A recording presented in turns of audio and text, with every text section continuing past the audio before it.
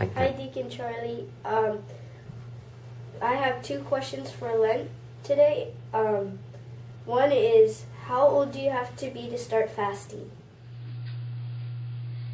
Fasting, I think it is about 18, because you need to grow and you need to eat regularly, and so the church doesn't want to make it too hard on you. Okay? And the second one is, why don't children have to give up something? Why don't children have to give up something? Yes. I don't know that they're forbidden to give up something.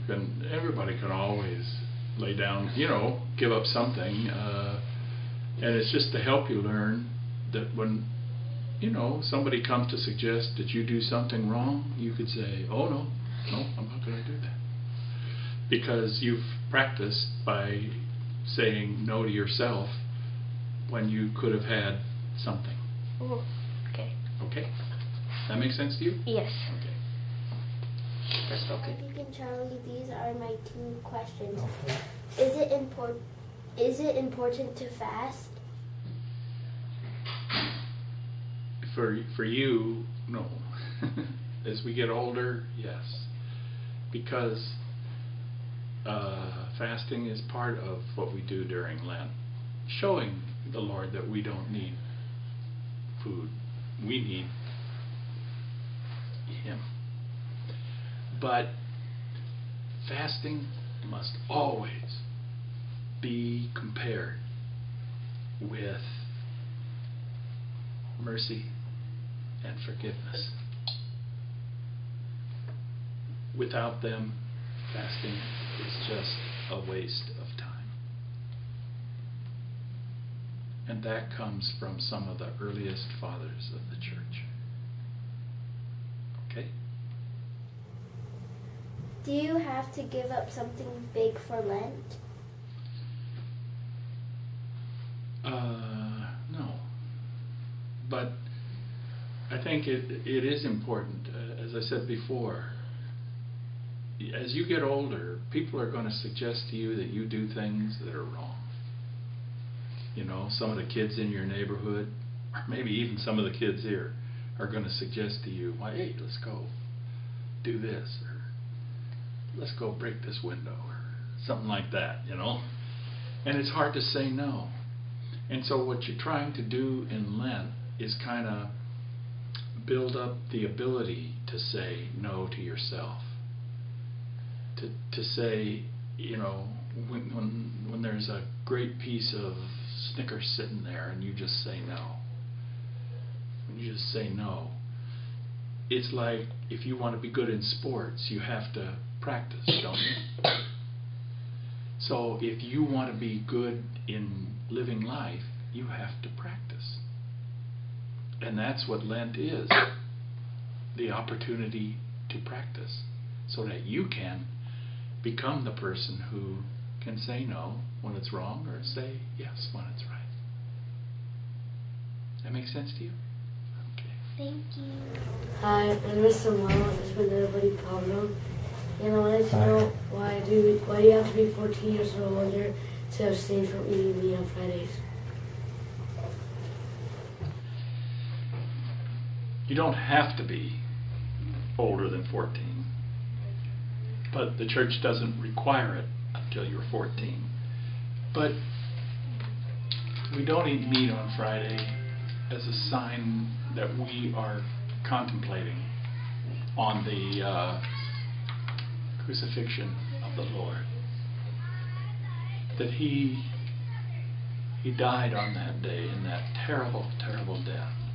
And we want to always keep that in mind. And that will help us live a better Christian life. Why do we have the color purple for Lent? Because the color purple has long been associated with penance, with saying no to ourselves. When I like to watch TV and I say no. I like to play with the iPad and I say no. Hello, my name is Michaela, and this is my little buddy Mei-Ling. And so I wanted to ask you, why did the devil tempt Jesus into going to the desert? Why did the devil Tempt Jesus to go. Yeah. No. He was driven there by the Holy Spirit. But the devil came and tempted him. Can you imagine? You know, it says he was there for 40 days and 40 nights. That's the Bible way of saying he was there for a while. And he hadn't had anything to eat. And the devil said to him, you know, if you're the Son of God, you can turn these stones into loaves of bread and have something to eat because you're hungry. And Jesus would not do that. He said, man doesn't live by bread alone, but by every word that comes from the mouth of God. And so he wouldn't do it. He wouldn't, even for his own sake, even to make his own tummy feel a little bit better. So that's why we celebrate Lent, so that we can be with Jesus in saying no to ourselves for the good of others. Okay? Why do we get ashes? Manny, a very good question. Why we use ashes. Thank you for it.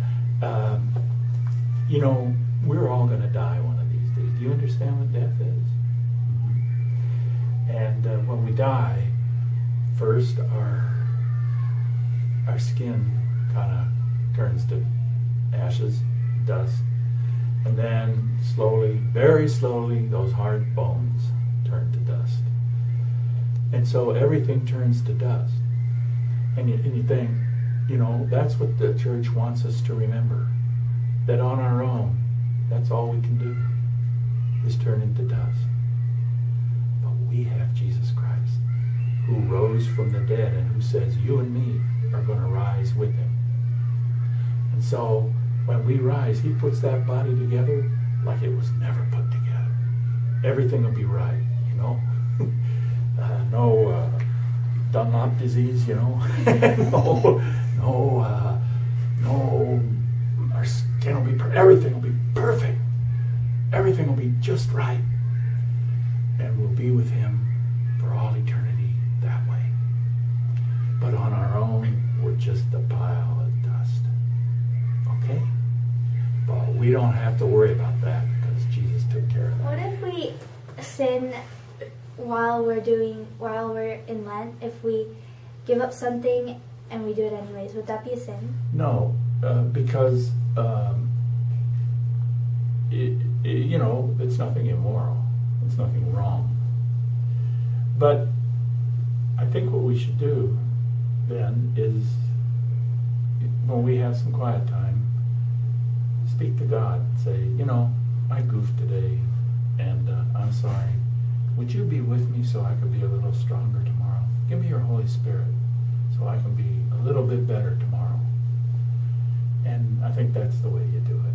You don't commit a sin, you know. And don't think that God is trying to accuse you and convict you of sin for everything. You know, just ask God for his help. And for the help, especially for the Holy Spirit to be with you so that you can do better next time. Okay? Thank you. Hi, Deacon. My name is Christina, and I'm in 8th grade. And I have a question for you. Why is Lent part of the Catholic faith? Like, why do we celebrate it? The Catholic Church looked at the story of Jesus being driven by the Holy Spirit out into the desert 40 days and 40 nights. But as I said before, that's the way the Bible describes a while, you know. And so the church took those 40 days and said, we should be doing the same thing Jesus did. We would take those 40 days and we would make them a time of penance, of prayer, and of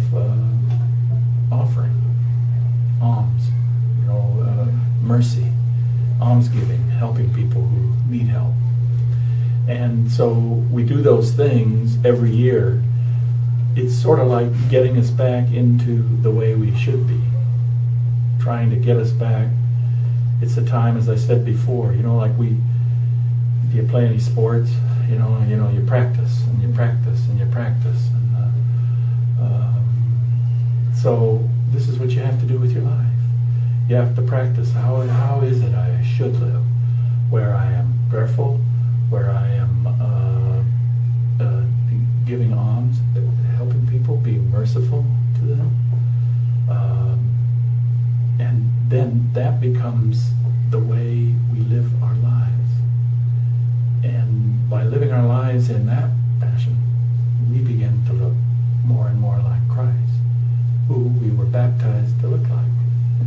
And so we become really true to our real self, the one that was born again by water and the Holy Spirit.